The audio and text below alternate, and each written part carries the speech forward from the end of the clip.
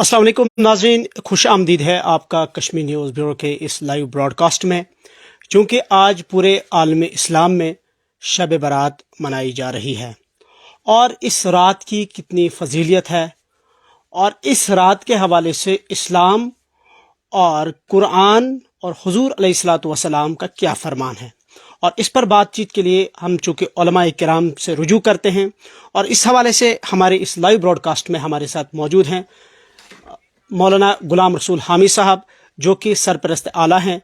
तहरीक कारवान इस्लामी international Jammu व कश्मीर के। हामी साहब, सबसे पहले हम आपका बहुत बहुत शुक्रिया अदा करते हैं, आपने अपनी कीमती जो मसरूफियत है उससे वक़्त निकाला। सबसे पहले चूँकि आज शब बारात है, बहुत सारे नाज़रीन इस वक्त देख रहे हैं, इस दिन का बेसब्री से हमेशा इंतज़ार होता है। क्या हमारा दीन इस्लाम कहता है, क्या फजीलियत है इस दिन की?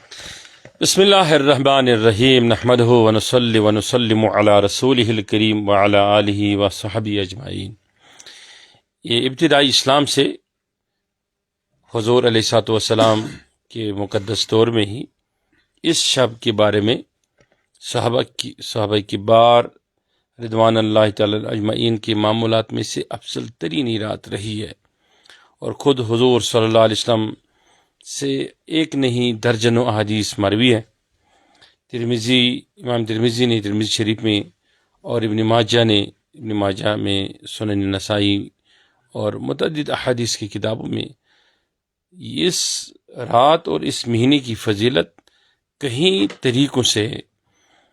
जैसा मैं अर्ज़ करना चाहूँगा कि हुजूर अलैहिस्सलातु वस्सलाम ने इरशाद फरमाया कि ये जो शाबानुल मुअज़्ज़म है कि अल्लाह ताला की रहमतें इस महीने में इतनी जोश पे आ जाती है कि वो बहाना तलाश करते हैं कि बंदगान खुदा को बख्शने के लिए। और इस हदीस को मैं ऐसे पेश करूँगा कि उम्मुल मोमिनीन आयशा सिद्दीक़ा रज़ी अल्लाह ताला अन्हा रिवायत फरमाती है कि मैंने हुजूर अलैहिस्सलातु वस्सलाम से अपने मुबारक कानों से सुना कि वो इरशाद फरमा रहे थे कि ये जो महीना आता है तो अल्लाह ताला इस पे बंदों के लिए मेहरबानी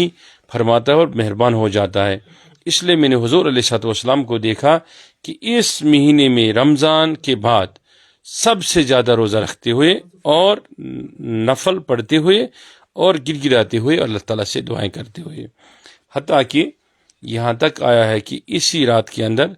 ये अगरचे आयत करीमा में भी इस शब की फजीलत है,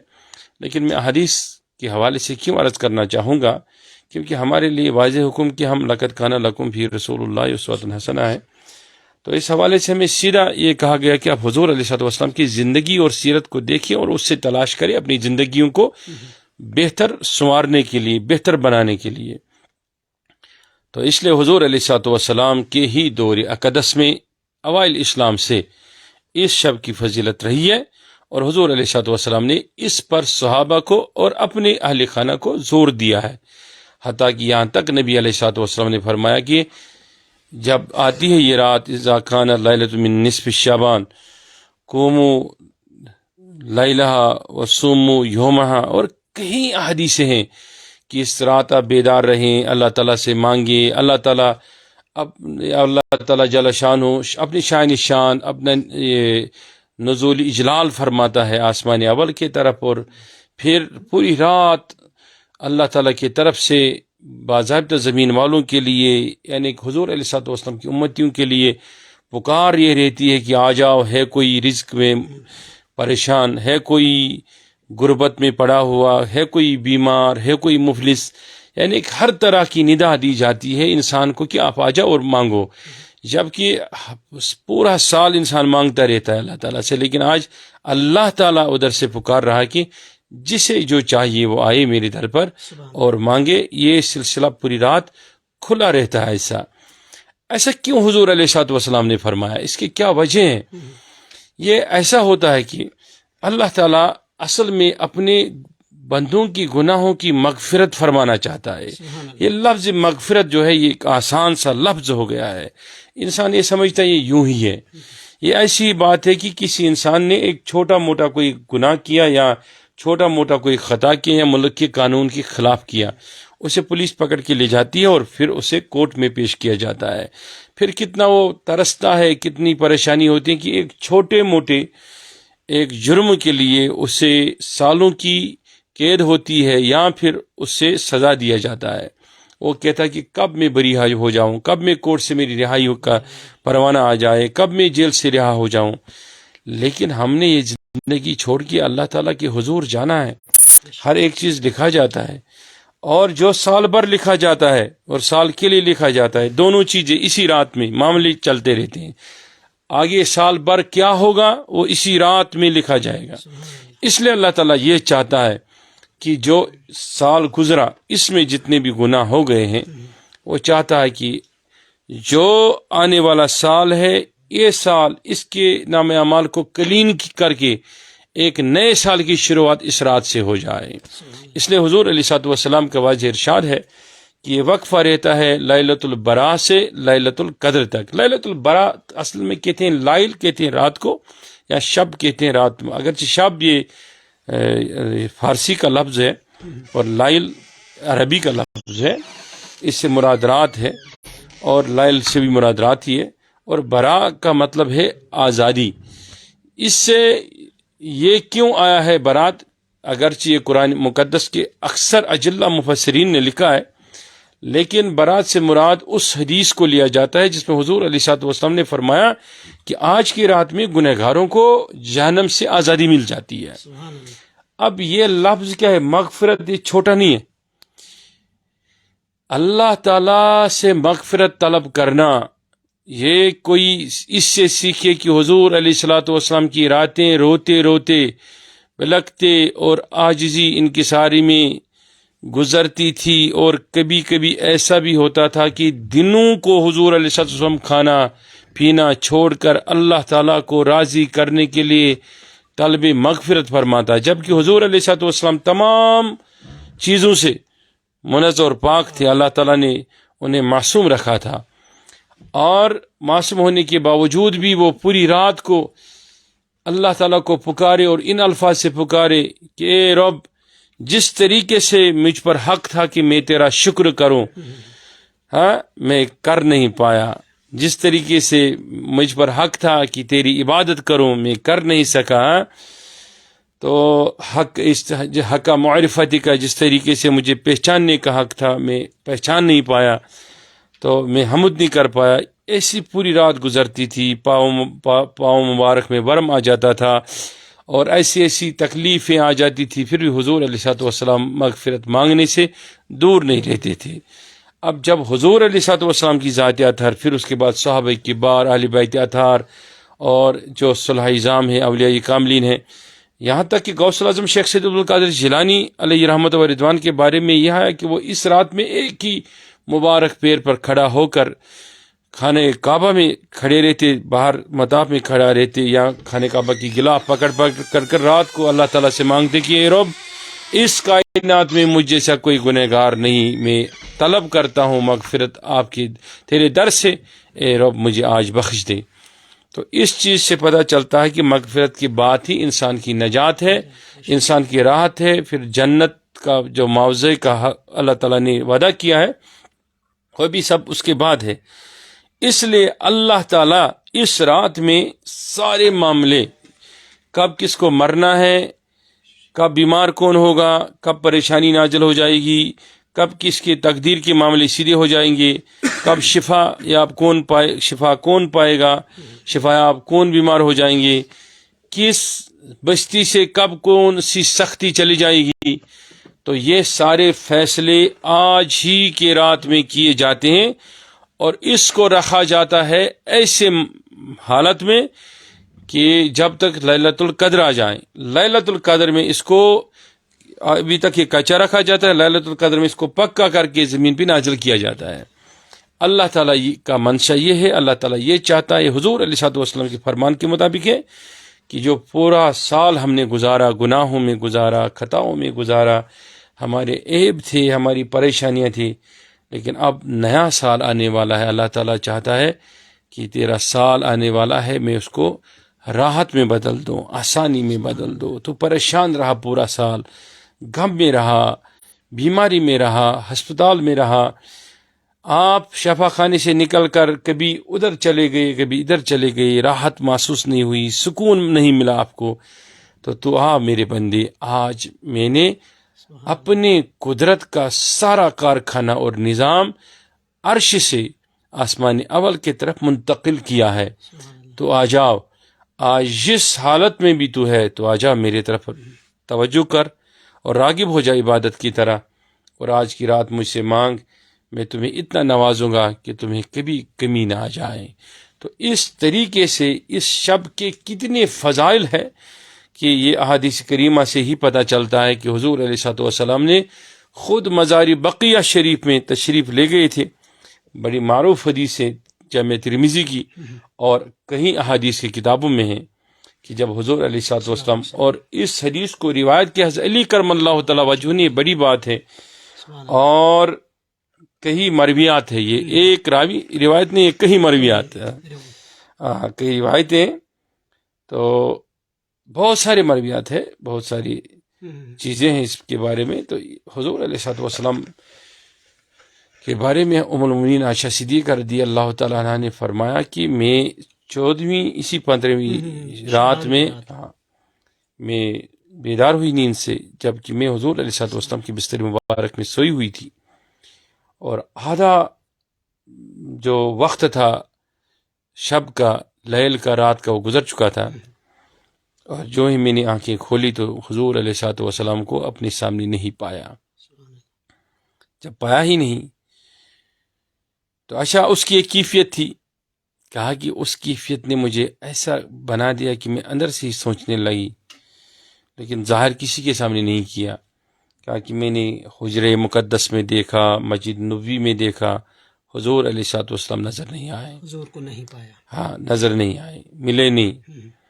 جب عجیب سی کیفیتیں میری دل پہ آنے لگی، میری بے چینیاں بڑھ گئی، بہت ساری چیزیں تھیں، تو میں نے بقی شریف میں ایسا محسوس کیا، حضور علیہ الصلوۃ والسلام کی جو نزدیکی ہوتی تھی وہ کئی چیزوں سے پہچانی جاتی تھی، جب جس راستے سے گزرتے تھے اسی راستے کی طرف سے خوشبو آیا کرتی تھی، یا رات کے اندھیرے میں چلتے تھے تو نور آ جاتا تھا۔ تو انہیں کی حدیث ہے کہ جب وہ میرے حجرے میں آتی تھی، اندھیرا ہوتا تھا، سوئی ہاتھ سے اگر گر جاتی تو میں حضور صلی اللہ علیہ وسلم کی چمک دھمک اور ان کی جو نورانیت چہرے سے چھلکتی تھی، اس سے میں وہ سوئی بھی اٹھا لیتی تھی۔ کہا کہ میں نے محسوس کیا نور کو مزار بقیہ میں، اور میں نے محسوس کیا کہ وہیں پہ میرے رحمت للعالمین ہے، اور میں چلی گئی صلی اللہ علیہ وسلم، دیکھا کہ حضور علیہ الصلوۃ والسلام سجدے میں ہیں، اور ایسا محسوس ہو رہا ہے کہ حضور علیہ الصلوۃ والسلام کا جسد خاکی جو ہے، جو ان کا وجود مقدس سے، اس سے روح مقدس پرواز کر چکی ہے، ایسا لگ رہا ہے کہ حضور علیہ الصلوۃ والسلام کی روح مقدس کب سے انصری سے جا چکی ہے، اور میں نے ایسا ہی محسوس کیا۔ پھر میں نے حضور علیہ الصلوۃ والسلام کی مبارک انگوٹھے کو دبایا، پیر مبارک کو دبایا، پائے مقدس کو،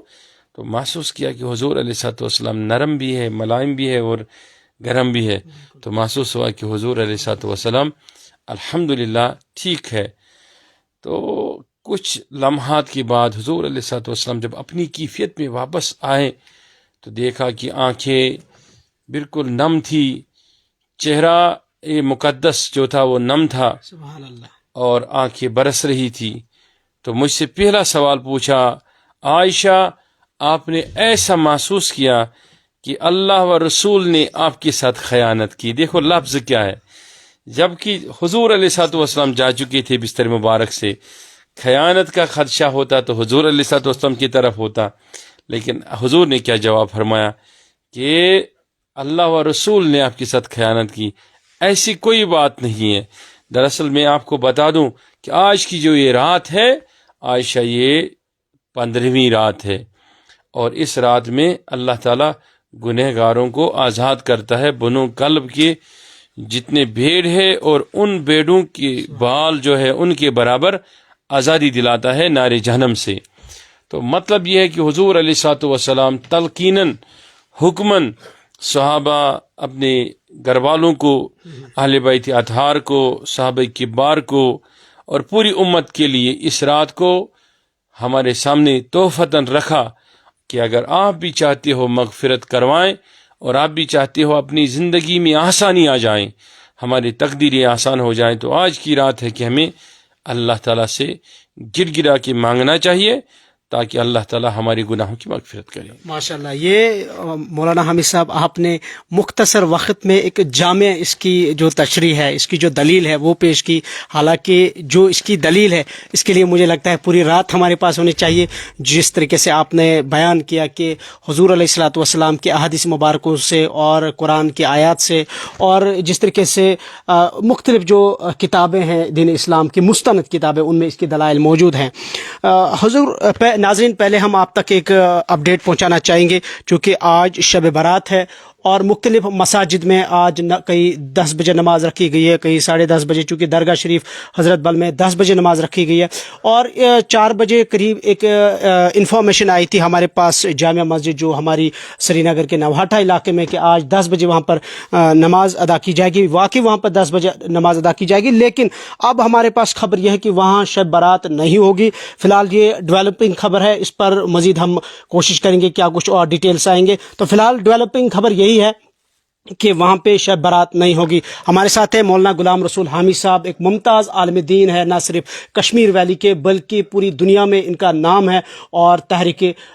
کاروان اسلامی انٹرنیشنل کے یہ سرپرست اعلیٰ بھی ہے، ایک روحانی شخصیت ہے۔ حامد صاحب، چونکہ ہم دیکھ رہے ہیں کہ جس طریقے سے آپ نے آج کی رات کے حوالے سے مختصر وقت میں جو دلائل پیش کی، اب ہم جس مسلم معاشرے میں رہتے ہیں، مختلف مکاتب فکر کے لوگ یہاں رہتے ہیں، ڈفرینٹ اسکول آف تھاٹس کے لوگ رہتے ہیں۔ کچھ لوگ چونکہ اس رات کو نہیں مانتے کیونکہ وہ بھی اپنی طریقے سے دلائل دیتے، لیکن ہمارے سماج میں کوئی فتنہ نہ ہو، ہمارے قرآن مقدس ایک انسان کے لیے، یہ خالی مسلمان کے لیے نہیں ہے، ہر انسان کے لیے، کیونکہ یہ تمام کائنات کے لیے ہے، یہ کسی پرٹیکولر کسی جماعت کے لیے نہیں، کسی مذہب کے لیے نہیں، کوئی دائرہ اس کا محدود نہیں ہے۔ قرآن مقدس سب کے لیے، اور حضور علیہ الصلوۃ والسلام سب کے لیے رحمت للعالمین ہے، اور کسی بھی مسلک مذہب سے تعلق رکھنے والا وہ سب کے لیے ایک ہی نبی ہے، ایک ہی خدا ہے، ایک ہی قرآن ہے۔ رہی بات اس شب کی جو نہ ماننے والے ہیں، میرا یہ ماننا ہے کہ جب وہ پڑھیں گے، غور کریں گے، ایک بھی ایسا مکتب فکر نہیں ہے جس کے علماء کرام نے اس شب کے مرویات کو لکھا نہیں ہے، بیان نہیں کیا ہے، حتیٰ کہ کہیں کہیں بڑے بڑے علماء نے مرسلات میں یہ حدیث کی کئی قسمیں اس کو بھی بیان کیا ہے فضیلت کے اعتبار سے، اور کہیں طریقوں سے اس کو بیان کیا گیا ہے۔ ہمارے یہاں کشمیر کے معاشرے میں ہمارے ایک بڑا طبقہ ہے یہاں، یہ ہمارے اہل حدیث بھائی، وہ ایک وقت میں کہا کرتے تھے کہ اس شب کی کوئی حقیقت اور فضیلت نہیں ہے، لیکن اب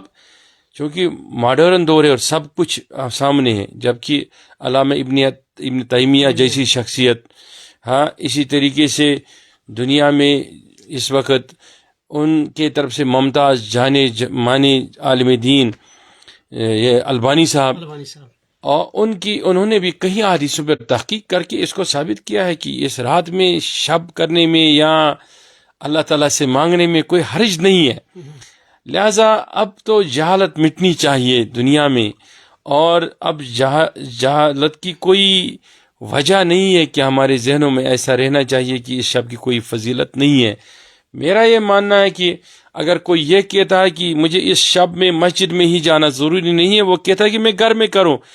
شریعت اس کو یہ نہیں کہتی ہے کہ آپ کو پکڑ کے لیا جائے مسجد میں کرنے کے لیے، وہ گھر میں کریں، وہ اللہ تعالیٰ سے مانگے، لیکن کسی کے پاس بھی یہ حق نہیں ہے وہ کہے کہ اس کی فضیلت نہیں ہے یا اس کا کرنا جائز نہیں ہے۔ وہ کرے اپنے طریقے سے، ہر رات اس کے لیے شب برات ہے، شب قدر ہے مسلمان مومن کے لیے، وہ کریں۔ آج کی رات بھی کوئی گھر میں کرنا چاہے، اگر اس کے پاس وہ وسائل نہیں ہے یا اس کا یقین یہ نہیں کہتا ہے کہ مجھے مسجد میں یہ لازمی ہے، یا وہ کوئی کہے گا کہ میرا کسی حدیث سے یہ ثابت نہیں ہو رہا کہ حضور علیہ الصلوۃ والسلام نے اجتماعی طور اس شب کو مسجد نبوی شریف میں کیا ہے یا بیت اللہ میں کیا ہے،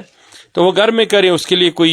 یہ نہیں ہے کہ کسی کوئی اس کو پکڑ کے لے جائے، لیکن اس کے لیے قطعی طور اسلامی حق نہیں دیتا ہے کہ وہ کسی پر معترض ہو، اعتراض کرے کہ یہ شب کی کوئی فضیلت نہیں ہے۔ جبکہ اپنے خطبات میں یہ بڑے بڑے علماء کرام وہ کسی بھی مکتب فکر سے دیوبندی مکتب فکرت سے ہیں، جماعت اسلامی مکتب فکرت سے ہیں، یہ اہل حدیث مکتب فکرت سے ہیں، یہ خالی سنی مکتب فکرت سے ہی کی بات نہیں کروں گا، ان کے خطبات اور ان کی کتابوں میں درجنوں حدیثیں موجود ہیں کہ اس شب کی فضیلت کے بارے میں۔ لہذا اب تو اگر یہ کوئی کہتا ہے کہ اس شب کی کوئی فضیلت نہیں ہے، میں تو یہ کہوں گا کہ ایک تو اس کے پاس اللہ تعالیٰ نے توفیق نہیں دی ہے، ایسے ہی جیسے کسی کے پاس کروڑوں روپیہ ہے، صحت مند ہو، اور وہ حج نہیں کرتا ہے، عمرہ پہ نہیں جاتا ہے، اور کہتا ہے کہ میں جاؤں گا لیکن جاتا نہیں ہے، یہ توفیق کی بات ہے۔ کوئی صحت مند ہے، اذان سن رہا ہے اور نماز نہیں پڑھ رہا ہے، یہ توفیق کی بات ہے۔ میں سمجھ رہا ہوں کہ اللہ تعالیٰ اس کا توفیق چھین لیتا ہے، لیکن اس معاشرے کے اندر اس وقت میں سمجھتا ہوں کہ اگر اللہ تعالیٰ فضل فرماتا ہے کسی انسان پر، ایسے لوگ بھی ہمیں دیکھنے کو نظر آتے ہیں جو ہر روز جاگتے ہیں، تہجد پڑھتے ہیں، خدا سے مانگتے ہیں، خدا یہ جب اللہ تعالیٰ کا حکم ہے رات میں بھی پڑھو، صبح میں بھی پڑھو، رات میں اٹھو، دن میں پڑھو، دن میں مجھ سے مانگو، رات میں مانگو، تو کوئی بھی اس پہ سوال ہی نہیں بنتا ہے، یہ سوال ہی نہیں بنتا کہ اس رات کی کوئی فضیلت نعوذ باللہ من ذالک نہیں ہے، جبکہ حدیث کریمہ اور قرآن کی آیت، بڑے بڑے مفسرین اور تمام لوگوں سے یہ ثابت ہے۔ اس لیے ہمیں یہ سارے فتنے اور یہ ساری جہالت اب مٹا کر مسجدوں کا رخ کرنا چاہیے، ہمیں اس پہ آج کی رات اہتمام کرنا چاہیے۔ لیکن یہاں میں ایک بات کا اضافہ کروں کہ ہم دیکھتے ہیں کہ آج کے شب میں جب لوگ مسجدوں میں جاتے ہیں تو نوجوانوں کی ایک بڑی تعداد جو ہوتی ہے کہ وہ ہمیں سڑکوں پہ نظر آتی ہیں، بائکیں چلاتے ہیں، یہ رائڈنگ کرنا اور اسٹینڈ وغیرہ کرنا، پھر اسی حالت میں ہم دیکھتے ہیں کہ وہ یہ جو آتش بازیاں وغیرہ ہوتے ہیں یہ سب کرتے ہیں۔ اسی طریقے سے یہ لوگ کہتے ہیں کہ آج ہم رات میں جاگ گئے اور یہی کافی ہے، اور بعض لوگ تو یہ بھی کہتے ہیں جہالت کی بنیاد پر کہ اس رات میں 2 مچھلی بیچنے والی عورتیں تھیں اور وہ آپس میں لڑ رہی تھی تو اللہ تعالیٰ نے ان کا شب بھی قبول کر لیا۔ یہ ایسی جہالت کی باتیں ہیں۔ اس شب کی فضیلتیں تب ہے کہ جب آپ مانگیں گے، اللہ تعالیٰ کے سامنے سر بسجود ہوں گے۔ لہذا جو عیاش لوگ سڑکوں پر رہتے ہیں، جو مسجدوں میں نہیں رہتے ہیں، جو خدا سے نہیں مانگتے ہیں، ان کا جاگنے کا کوئی مقصد اس رات میں نہیں ہے۔ لہذا ایسے بدعات اور ایسے فضولیات سے لوگوں کو ایک بار کنارہ کش ہو کر اللہ تعالیٰ کے در پہ رخ کرنا چاہیے، در کی طرف آنا چاہیے اور اللہ تعالیٰ کے ہاں جانا چاہیے، تاکہ اللہ تعالیٰ اس رات کی تمام فضیلتوں سے انسان کو، مسلمان کو نوازے۔ حامد صاحب، آخر پر ہم آپ سے یہ جاننا چاہیں گے، چونکہ ہم دیکھتے ہیں اس وقت معاشرہ کس بدامنی کا شکار ہے، جس طریقے کے حادثات ہمارے معاشرے میں ہو رہے ہیں، بالخصوص ہم پچھلے 3-4 سالوں سے دیکھ رہے ہیں جس طریقے سے سوشل میڈیا کا یہ جو دور میں ہم رہتے ہیں، انٹرنیٹ کے اس دور میں جہاں ایکسیس کافی آسان بن گئی ہے۔ ایک تو یہ دیکھیں جو ہمارے معاشرے میں اس طریقے کے حادثات پیش ہو رہے ہیں، دوسرا یہ کہ اس وقت کافی سارے آج چونکہ بڑی فضیلت والی رات ہے، دوسری جانب ہم دیکھ رہے ہیں کہ وہ ہمارے علماء کرام جو آج کی رات مختلف مساجد میں خطاب فرماتے تھے اور لوگوں کو اپنے خطابات سے منورہ اور مجولہ فرماتے تھے، لوگ تعلیم ان سے ایجوکیشن حاصل کرتے تھے، اویئر ہوتے تھے اسلام کے ریگارڈنگ، وہ آج علماء کرام جیلوں میں نظر بند ہے، تو کیا سمجھتے ہیں آپ، کیسے دیکھتے ہیں اس کو؟ دیکھیے، میں یہاں پھر عرض کروں گا کہ عالم جو ہوتا ہے وہ ایک ملت کے لیے، ایک قوم کے لیے رحمت ہوتا ہے۔ عالم کا قوم میں ہونا ایسا ہی ہے جیسے سورج کی روشنی انسان کو دنیا کی تاریخ میں یعنی کہ اندھیرے میں روشن کرتی ہے، ایسی ہی عالم انسان کے دلوں کو روشن کرتا ہے اور انسان کے فہموں کو، انسان کی فراست کو بڑھاتا ہے۔ لہذا عالم کا معاشرے کے اندر رہنا انتہائی رحمت ہے اور انتہائی برکت ہے۔ میری یہی توقعات ہے۔ پہلے تو میں اللہ تعالیٰ سے دعا کرتا ہوں کہ جتنے علماء کرام جیلوں میں ہیں اللہ تعالیٰ ان کی رہائی ممکن بنائے اور ان کی رہائی کے دروازے اللہ تعالیٰ کھولیں اور ان کی رہائی آسان ہو جائے۔ اس میں ہمارے ایک عزیز محترم ہے مولانا داؤدی صاحب، وہ بھی ابھی جیل میں ہیں اور اللہ تعالیٰ ان کی رہائی بھی آسان کریں۔ میں یہاں کی ایڈمنسٹریشن سے، حکومت سے اپیل کروں گا کہ انہیں فی الفور رہا کیا جائے اور ساتھ میں جو باقی علماء کرام ہیں وہ بھی رہا ہونے چاہیے فوراً، تاکہ وہ اپنے گھروں میں آ جائیں، دین کی خدمت کریں اور جو معاشرے کے اندر ان سے تعاون کرتے تھے اور وہ جن سے تعاون کرتے تھے وہ پھر سے ہو جائیں، اور ان کی وجہ سے جو چمک دمک تھی جی معاشرے کے اندر وہ پھر سے بحال ہو جائے۔ چلتے چلتے حامد صاحب ایک اور سوال میرے ذہن میں آ گیا، وہ یہ کہ کیا ہمارے اسلام میں یہ اسکوپ نہیں ہے کہ ایک عالم دین سیاست پر بات کریں؟ کیا پولیٹیکل اسلام کا کانسیپٹ نہیں ہے یہاں پہ؟ نہیں، دیکھیے سیدھی سی بات ہے، اس میں اگر آپ نے مجھ سے یہ سوال کیا تو سیدھی سی بات ہے آپ کے ویورز کچھ منٹ کے بعد آپ کو لکھیں گے کہ شاید حامد صاحب کا کچھ پولیٹیکل ایجنڈا ہوگا، لیکن میں یہ کہوں گا کہ ہمارے ہاں اگر اس کو شجر ممنوع مانا جاتا ہے تو یہ جہالت ہے کہ سیاست کے بغیر دین کچھ نہیں ہے اور دین سیاست کے بغیر ادھورا ہے۔ ایسے کیسے ہو سکتا ہے؟ حضور علیہ الصلوۃ والسلام نے باضابطہ طور مسجد نبوی سے ہی نظام چلایا، حضور علیہ الصلوۃ والسلام کے صحابہ نے مسجد نبوی سے ہی دین چلایا، یہ نظام چلا۔ اگر ہم اس کو یہ پہلو سیاسی پہلو جس کو ہم کہتے ہیں اس کو الگ کریں گے تو پھر دین ضابط حیات نہیں ہے نا۔ ہم کیسے مانیں گے کہ دین ایک مکمل زندگی ہمیں فراہم کر سکتا ہے؟ تو دین کا حصہ ہے سیاست۔ تو اس پر اقبال صاحب کا ایک مشہور شعر ہے، جدا ہو دین سیاست سے تو رہ جاتی ہے چنگیزی، پھر تو چنگیزے تھے اگر یہ چیز نہیں رہے گی۔ تو میرا ماننا یہ ہے کہ لوگوں کے اندر ایک کنسپٹ بٹھایا گیا ہے کہیں دہائیوں سے، میں جبکہ کہوں گا میں کہ زیادہ ہی وقت سے، کہ یہ بڑا ایک محیط سلسلہ ہے، طویل سلسلہ ہے لوگوں کے ذہنوں پر کہ عالم ہوتا ہے، یہ سیاست دان نہیں ہونا چاہیے، بلکہ ایک عالم دین اچھا سیاست دان ہوتا ہے۔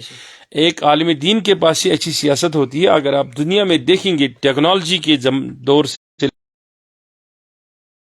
اگر آپ کسی بھی تاریخ کا، اسلامی تاریخ ہو یا اسلام کے بغیر جس نے کسی تاریخ کو لکھا ہے اور حقائق پر مبنی ہو، اس تاریخ کا بغور مطالعہ کریں گے، دنیا میں جو بھی کنسپٹ ہے انسانیت کا جس میں سیاست بھی ہے اور دین بھی ہے، وہ مسلمان علماء کرام کا ایک بڑا رول، اور جبکہ میں کہوں گا کہ باقی مذاہب کے بھی جو عالم ہیں، دین جاننے والے ہیں، ان کا بھی ایک بڑا رول ہے، لیکن اسلامی معاشرے کے اندر ایک رول رہا ہے، اور اسی وجہ سے جو اسلامی تشخص آج تک ہے، اس وجہ سے آپ کہیں گے مجھے کیوں، میں کہوں گا کہ حضور سیدنا غوث الاعظم جہاں روحانی دنیا میں ایک ایسے آفتاب ہے، وہاں سیاسی دنیا میں بھی وہ ایک عظیم شخصیت مانی جانی جاتی ہے۔ وہ وہاں کے ہاں باضابطہ طور بادشاہوں کا، اس وقت کے جو بادشاہ ہوا کرتے تھے یا اس وقت کے جو خلیفے ہوتے تھے جنہیں لوگ خلیفہ کہتے تھے اس وقت،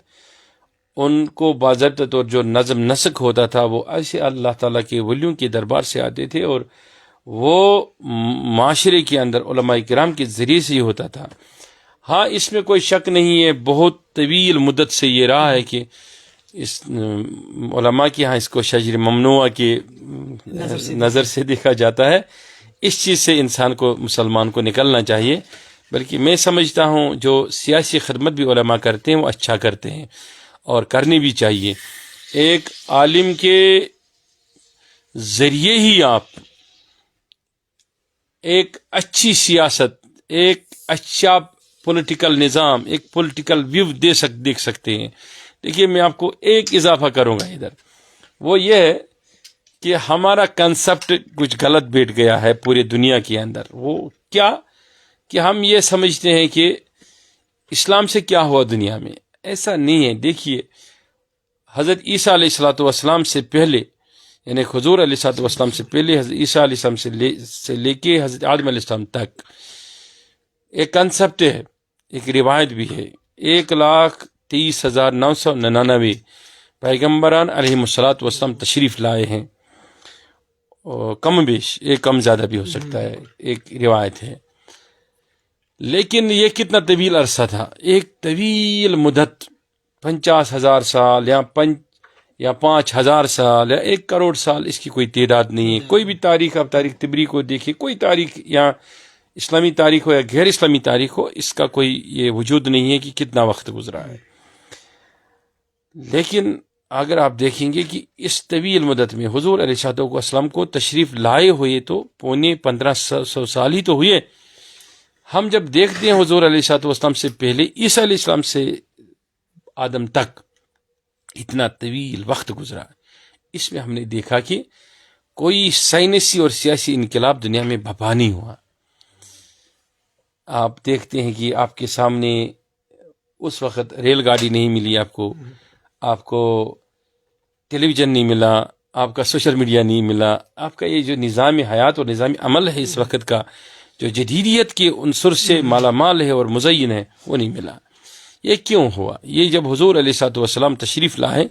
تو بگ بینگ ٹائپ کا ایک علمی ایکسپلوژن ہو گیا۔ اس وجہ سے بہت ساری علوم دنیا کے اندر معارض وجود میں آئے۔ اس میں ایک سیاست بھی ہے کہ کیسے آپ نظام دنیا کو چلائیں گے۔ تو یہی وجہ ہے کہ صرف 1400 سال میں آپ دیکھ رہے ہیں کہ جہاز بھی اڑ رہا ہے، ایروپلین بن رہا ہے، ہیلی کاپٹر اڑ رہا ہے۔ آپ کا دنیا ایک چھوٹے سے آلے میں سکڑ گیا ہے۔ آج دل ٹرانسپلانٹ کرنے کی بات تو چھوڑیے، آپ ہیڈ ٹرانسپلانٹ کرنے کی باتیں ہو رہی ہے۔ تو یہ اصل میں حضور علیہ الصلوۃ والسلام جو علوم لے کے آئے کائنات کی طرف، اس پہ تحقیقی عمل اور جو اس سے پہلے پیغمبر علیہ الصلوۃ والسلام تشریف لائے ان کی وجہ سے ہے۔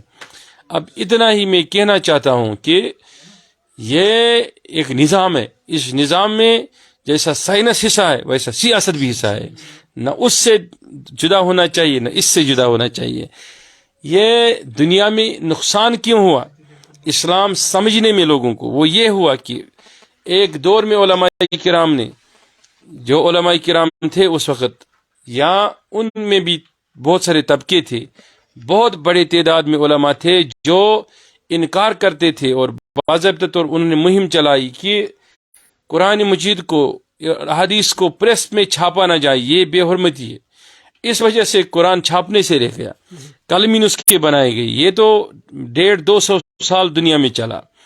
اسی وجہ سے ابھی آپ نے دیکھا ہوگا کہ ابھی تک تو علماء کی ایک بڑی تعداد ہے، وہ کہتے ہیں کہ ٹیلی ویژن پہ آنا، ویڈیو بنانا، پھر موبائل کا استعمال، یا یہ جو ہم ویڈیو کے ذریعے لوگوں تک پیغام پہنچاتے ہیں، تصویریں بنانا ہی جائز نہیں ہے۔ تو اس وجہ سے بھی دھیرے دھیرے پیچھے رہ رہے ہیں۔